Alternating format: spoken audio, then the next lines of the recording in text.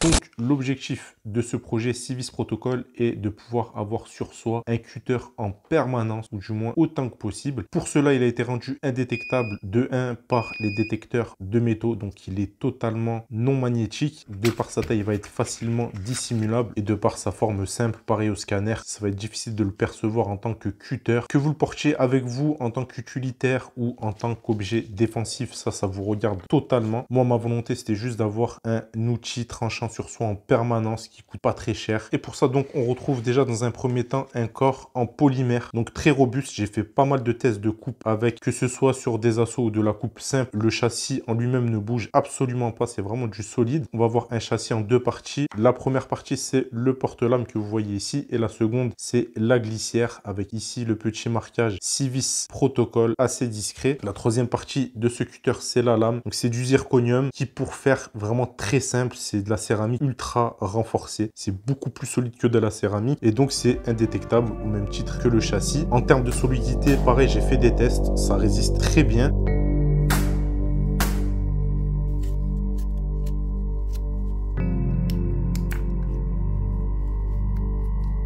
Le seul test où vraiment la lame a cassé, c'est sur un gilet tactique. Elle n'a pas tenu, ça a cassé. Ça a perforé, comme vous pouvez le voir, mais ça a cassé. Mais l'objectif, c'est pas du tout ça. C'est juste d'avoir un objet avec un vrai tranchant sur soi, comme je vous l'ai dit. Au niveau du montage, donc là, vous avez le porte-lame. Ici, la lame. Donc, vous la clippez comme ceci. Petite précision, ça, c'est des châssis qui ont été faits à la base pour des lames en ferraille. Et quand on passe sur les modèles en céramique, on se retrouve avec 1 mm de plus. C'est absolument pas grave. L'important, c'est soit de clipper au niveau du bas ici, et même si en haut, il y a un petit dépassement, c'est pas grave. Ou sinon, vous faites l'inverse, vous clippez par le haut et vous laissez un peu dépasser en bas. Ça va pas forcément vous arriver, mais je tiens à vous le préciser. Certaines fois, on va avoir un petit millimètre de plus au niveau de la lame. Vous inquiétez pas, ça fonctionne très bien. Et là, j'en ai pris une volontairement comme ça pour vous faire voir. Donc, on clippe la lame comme ça. Ici, on va avoir le châssis. On va venir insérer le porte-lame dans la glissière. Là, vous avez un premier clip de sécurité en position fermée. Et quand vous l'ouvrez, vous pouvez voir qu'on a un deuxième clip ici, hop, de sécurité pour la position ouverte. Et vous voyez que là, il n'y a pas de problème. Ça bouge pas, malgré que la lame dépassait un tout petit peu. Donc, vous voyez, ça fonctionne très bien comme ça. Aucun problème, rien à signaler. Ici, un petit grip pour l'ouverture et la fermeture. Comme vous le voyez, on a des empreintes pour une meilleure prise en main, une meilleure